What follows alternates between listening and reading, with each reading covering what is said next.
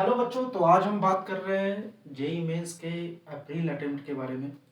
तो हम अप्रैल अटेम्प्ट को कैसे टारगेट करें, क्योंकि हमारा जनवरी अटेम्प्ट कुछ बच्चों से हमने पता किया, उन्होंने यही बात रिपीट की कि मैथ्स में हमें टाइम नहीं मिला और मैथ्स के क्वेश्चन लेंदी थे।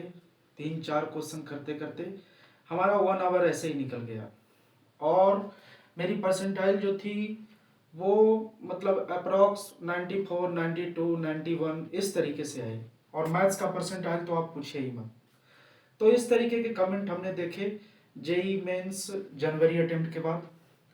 तो जनवरी अटेम्प्ट लगभग बहुत सारे बच्चों का खराब गया है, क्योंकि 99 परसेंटाइल जो इस बार आया है, कुछ बच्चों ने तो सिर्फ 8-7 क्वेश्चन ही सॉल्व करके आए और उन्हें 99% मिल गया। तो इस तरीके का लेवल था जनवरी अटेम्प्ट का मैथ्स। जनरली हम मैथ्स की बात करेंगे यहाँ पे, तो मैथ्स का यही लेवल था। और रीजन इसका क्या था कि क्वेश्चन लेंदी थे। क्वेश्चन लेंदी कब होता है? जब आपका कैलकुलेशन वीक होता है, मतलब आपको स्क्वायर नहीं याद है, स्क्वायर रूट नहीं याद है, up to 30 approx, up to 30 at least कम से कम आपको याद रखना चाहिए। क्यूब्स कम से कम 11-12 तक भी मतलब याद रहे तो सही है। और कुछ टेबल्स मतलब 30 तक, अगर आपको 36, 30, 40 तक भी याद है तो वो और अच्छा है, लेकिन अप्रॉक्स 30 तक तो आपको आना ही चाहिए। तो कैलकुलेशन स्पीड बढ़ाने के लिए ये सब काम करना होता है, इसकी कमी रह जाती है। और बहुत सारी कमियां रह जाती है, जैसे प्रैक्टिस भी एक मैटर करता है, प्रैक्टिस बहुत ज़्यादा मैटर करता है। तो प्रैक्टिस अगर आप मतलब बहुत अच्छे से नहीं किए हुए हों तो भी वो एग्ज़ाम में उसका फर्क दिखता है। तो जनवरी अटेम्प्ट खराब होने का रीज़न यही था। तो खैर, अब जो जनवरी अटेम्प्ट तो जो हुआ वो उसके लिए हम कुछ अभी नहीं कर सकते, लेकिन हाँ मेरे पास दूसरा चांस है और वो है अप्रैल अटेम्प्ट। तो जनवरी अटेम्प्ट अच्छा नहीं गया है बहुत सारे बच्चों का, तो उसके लिए अब कोई टेंशन नहीं लेना है, और टेंशन लेने से होगा भी क्या। तो जेई मेंस का अप्रैल अटेम्प्ट आपको एक और चांस देता है अपना स्कोर इम्प्रूव करने का, ये इसीलिए सेकंड अटेम्प्ट बनाया गया है।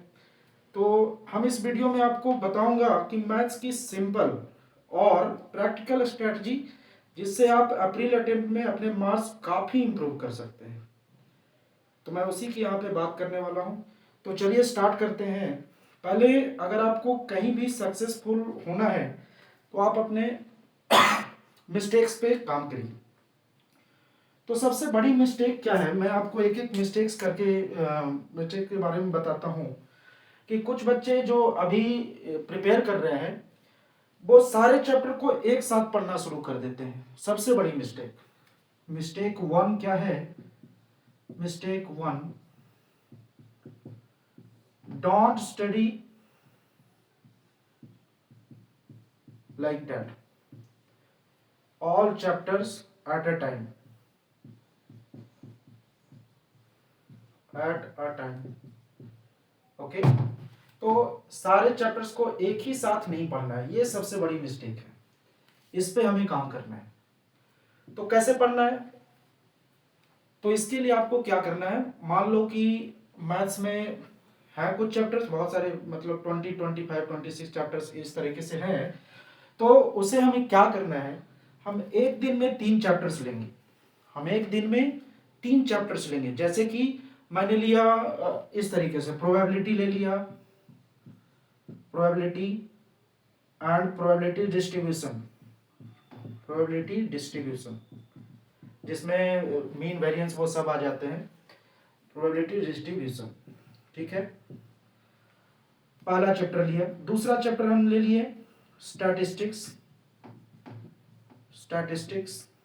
और तीसरा चैप्टर कोई और, अगर आपको 2 चैप्टर ही अच्छे से करना है तो आप इन 2 चैप्टर्स को भी ले सकते हैं। 2 चैप्टर्स में मुश्किल से कितना टाइम लगेगा? जनरली मुश्किल से आपको 2 से 3 घंटे लग सकते हैं इसके थ्योरी रिवाइज करने के लिए और इसके इंपॉर्टेंट फॉर्मूलाज, पॉइंट्स सब एक जगह पे एक पेज पे लिखने के लिए। तो सबसे पहले आप ये करेंगे, इसके थ्योरी का आप रिवीजन करेंगे और उसको एक शॉर्ट नोट्स बनाएंगे। Make a short notes, make a short notes. जितने भी इंपॉर्टेंट फॉर्मूलेज हैं और जितने भी इंपॉर्टेंट पॉइंट्स हैं सबको एक शॉर्ट नोट्स में बनाएंगे वो मुश्किल से 3-4 पेज का होगा। उसमें आप ये दोनों चैप्टर्स के बारे में जितने भी डिटेल में आप जा सके उतना सही है। तो उतना आपको कितना लग सकता है, 2 से 3 घंटा लग सकता है इसके शॉर्ट नोट्स बनाने में। जब आपका ये शॉर्ट नोट्स प्रिपेयर हो जाए तो क्या करना है आपको, आपको पीवाईक्यूज पे फोकस करना है। आपको क्या करना है, अगर आपके पास मॉक टेस्ट अवेलेबल है तो वो तो बहुत अच्छी बात है, लेकिन हाँ टाइम 1 घंटे ही लेना है आपको। और कोशिश करना है कि 1 घंटे में कम से कम हम 10-12 धीरे धीरे बढ़ें। फर्स्ट फर्स्ट में 10 हम क्वेश्चन कर पाए, फिर दूसरा मॉक टेस्ट दें तो थोड़ा और बढ़ जाए 12-13। इस तरीके से मॉक टेस्ट की प्रैक्टिस हमें करनी है। तो हमें क्या करना है, पहले 2 चैप्टर लेना है, 2 चैप्टर को अच्छे से पढ़ना है, उसका एक शॉर्ट नोट्स बनाना है। तो मेथड पार्ट 1 ये हो गया हमारा, ये काम करना है, ठीक है।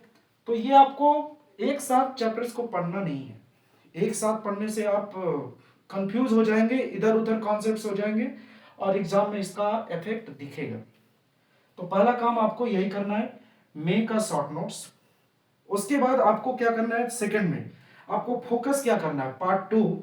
मैं पार्ट 2 की बात करूं तो फोकस आपको पार्ट 2 में क्या करना है, पार्ट 2 में आपको फोकस करना है इस चीज पे। सबसे पहले आपको पीवाईक्यूज पर फोकस करना चाहिए पार्ट 2 में।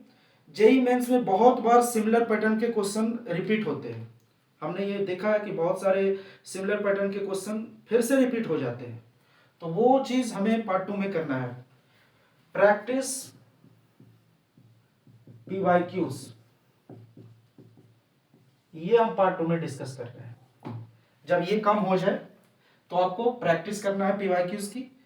और जेई मेंस में तो सिमिलर क्वेश्चन आ ही जाते हैं पीवाईक्यूज के, और अगर आप 5-10 साल के पीवाईक्यू अच्छे से कर लेते हैं ना तो आपको एग्जाम का पैटर्न क्लियर हो जाएगा। तो 5 PYQs for of 5 to 10 years. हमने 5 to 10 ईयर्स क्यों लिखा, क्योंकि आप 7-8 ईयर्स तक भी अगर आप सोल्व कर लेते हो, जैसे कि मैं बात कर रहा हूं, आप 18 से उठाओ, 18 से जितने भी क्वेश्चंस आ रहे हैं वो सोल्व, अगर आप चाहते हैं तो आप 11 से भी शुरू कर सकते हो, उसमें कोई नहीं, आप वो टाइम पे डिपेंड करता है कि आपको टाइम कितना मिल पाता है प्रिपरेशन के लिए। तो 5 to 10 ईयर्स आपको प्रिपेयर करना है, प्रैक्टिस करना है पीवाईक्यूज का, ठीक है। तो ये पार्ट 2 में हमने डिस्कस किया। अब क्या है कि अब हम कौन कौन से चैप्टर्स पढ़ें उसकी बात हम कर रहे हैं। तो पार्ट 3 में हम क्या करते हैं, पार्ट थ्री की अगर हम बात करें तो चैप्टर्स कौन कौन से पढ़ने हैं। तो अगर आप अप्रैल अटेम्प्ट के लिए प्रिपेयर कर रहे हैं तो कुछ चैप्टर ऐसे हैं ना जो रिलेटिवली स्कोरिंग होते हैं।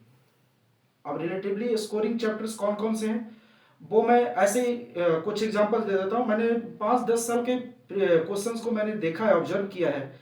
तो हमने ये देखा है कि कुछ चैप्टर्स स्कोरिंग होते हैं, it means start with scoring chapters, start with scoring chapters, और उससे डायरेक्ट स्टैंडर्ड लेवल के सवाल पूछे जाते हैं। तो स्टार्ट विथ स्कोरिंग चैप्टर्स। और स्कोरिंग चैप्टर्स की अगर हम बात करें तो हमने जितने भी पीवाईक्यूज देखे हैं जनरली हमने ये ऑब्जर्व किया है कि एक हो गया आपका vector and 3D। So vector and 3D, इससे हमेशा 2-2 सवाल होते ही हैं। आप कोई भी पेपर उठा के देख लो, 2 तो आपको मिलेंगे ही, minimum 2 question vector and 3D chapter से आपको मिलेंगे ही मिलेंगे। तो ये हो जाता है हमारा। और इसके कारण हम क्या करते हैं कि वेक्टर्स एंड 3D का हम पहले क्या करेंगे, एक जगह ले लेंगे, 2 घंटे इस पे टाइम देंगे और उसके फिर शॉर्ट नोट्स बनाएंगे। फिर वही प्रैक्टिस करना है, 10 क्वेश्चन हमने ले लिए 1 घंटे में सोल्व करने के लिए, पहले 10 क्वेश्चन नहीं हुए और फिर उस क्वेश्चन में जो क्वेश्चन सोल्व नहीं हो रहे उस 1 घंटे में, उसको बाद में एनालाइज भी करना है, क्योंकि एनालिसिस मेन पार्ट है। एनालिसिस में ही आप सीखते हो कि टफ क्वेश्चन को कैसे सोल्व करना है। तो पहला जो है हमारा वेक्टर एंड 3D, फिर हमारा हो गया मैट्रिसेस एंड डिटर्मिनेंट्स, इससे भी स्टैंडर्ड लेवल के सवाल पूछे जाते हैं। और डिटर्मिनेंट्स, फिर तीसरा हो गया हमारा डेफिनेट इंटीग्रल, ये सब स्कोरिंग चैप्टर्स हैं, डेफिनेट इंटीग्रल। और फिर हो गया हमारा फोर्थ में sequence and series, sequence and series. और फिर फिफ्थ में क्या हो गया हमारा बाइनोमियल थ्योरम, बाइनोमियल थ्योरम। तो इससे हमेशा ऐसे ऐसे क्वेश्चन आते हैं जो आप स्टैंडर्ड लेवल के होते हैं, आप प्रैक्टिस करोगे तो आप एग्जाम में भी सॉल्व कर लोगे। तो ये सब स्कोरिंग चैप्टर्स है। ये हमें पार्ट 3 में हमने ये देखा। तो इन चैप्टर से अक्सर डायरेक्ट और स्टैंडर्ड टाइप के क्वेश्चन आते ही रहते हैं। तो ये हमारा पार्ट 3 हो गया। और अगर हम पार्ट 4 की बात करें तो डेली प्रैक्टिस प्लान, रोज कम से कम 30-40 क्वेश्चन तो आपको क्वालिटी का करना ही चाहिए। अगर आप डेली 30-40 क्वेश्चन क्वालिटी का करते हैं, मतलब 30-40 क्वेश्चन इन द सेंस मैं बोल रहा हूं कि हर चैप्टर से 10-10 क्वेश्चन आप ले लिए, 5-5 क्वेश्चन ले लिए, जो क्वालिटी का हो, जो टफ हो, जिसको आप देखने के बाद डर जाते हो, वैसे क्वेश्चन को आप सोल्व करें। 30-40 क्वेश्चन डेली आपको करना चाहिए, क्योंकि हमारे पास समय बहुत कम है और मुश्किल से 15 दिन, 15 या 18 दिन है, 2-3 से स्टार्ट ही हो जाएगा। तो 15-18 दिन है, एक तरह से आप मान सकते हो 20 डेज भी नहीं है। तो 30-40 क्वेश्चन क्वालिटी का आपको करना ही है। और हर 3-4 दिन में, 3-4 दिन तो मैं नहीं बोल रहा हूँ, 3-4 दिन अब बहुत ज्यादा हो जाएगा। मैं तो अब ये बोल रहा हूँ कि हर 2 दिन में एक मॉक टेस्ट देना चाहिए आपको। अगर आप हर 2 दिन में मॉक टेस्ट देते हो तो आप ऐसा देख लो जैसे कि 8-9 मॉक टेस्ट तो आप दे दोगे। और 8-9 मॉक टेस्ट मैटर करता है कब? जब आप मॉक टेस्ट का रिवर्स एनालिसिस करते हो। रिवर्स एनालिसिस का मतलब क्या होता है कि आपने जो क्वेश्चन नहीं कर पाए उस 1 घंटे में, उस क्वेश्चन को अलग से लिए और फिर से सोल्व किए, और उसके जो इंपॉर्टेंट पॉइंट्स थे, मतलब जो कॉन्सेप्ट यूज होने वाला था, जो दिमाग में आपके नहीं आया था उस समय, उसको आप साइड से लिख लें। ठीक है, तो ये काम आपको करना है। और याद रखिए कि मॉक टेस्ट देने से ज्यादा मॉक टेस्ट का एनालिसिस करना बहुत जरूरी है। मॉक टेस्ट का एनालिसिस सबसे इंपॉर्टेंट पॉइंट है। मतलब वो क्वेश्चन को जो आप नहीं सोल्व कर पाए उस 1 घंटे में, उसको फिर से सोल्व करना है, उसके इंपॉर्टेंट कॉन्सेप्ट्स को लिखना है अलग से शॉर्ट नोट्स में और ध्यान में रखना है उसे। तो ये काम आपको करना जरूरी है। और याद रखिए जेई में सिलेक्शन जो सिर्फ होता है वो टैलेंट से नहीं होता है, सिर्फ टैलेंट से तो नहीं होता है, कंसिस्टेंसी से, स्मार्ट प्रिपरेशन से होता है। अगर आप भी डिसिप्लिन्ड प्रिपरेशन स्टार्ट कर रहे हैं तो अप्रैल अटेम्प्ट आपके लिए गेम चेंजर हो सकता है। तो आप इन सब चीज़ों को ध्यान में रखते हुए मैं जो बोल रहा हूँ उस पर आप बने रहिए, कंसिस्टेंट रहिए, क्योंकि हमारे पास ज़्यादा समय नहीं है और इन सब चीज़ों को हम फॉलो करेंगे। पहले आप स्कोरिंग चैप्टर्स को ध्यान में रखिए और फिर ऐसे ही प्रिपरेशन करते रहिए और फिर आपका ही होने वाला है अप्रैल अटेम्प्ट।